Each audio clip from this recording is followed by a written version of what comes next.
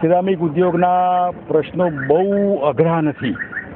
આટલી બધી રોજગારી આપતા હોય, આટલું બધું વિદેશી મૂડીયામણ રડી આપતા હોય અને ઉદ્યોગોને સામાન્ય તકલીફો હોય ને બ્રેક લાગતી હોય તો ભારત સરકારને લગતા જે પ્રશ્નો છે એમાં વ્યક્તિગત રસ લઈને જે તે રજૂઆત કરવાની મેં વાત કરી છે.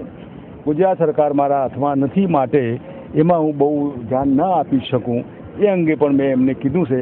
પરંતુ આગામી દિવસોમાં આ ઉદ્યોગ સરળતાથી નવું પ્રોડક્શન, સારું પ્રોડક્શન કરી શકે એવી ક્ષમતા છે અને એ દિશામાં સરકારી હર્ડલ્સ ન આવે ભારત સરકારના આશરો જરૂર એમાં હું મદદરૂપ થઈશ. એ વાત ખાસ હતી.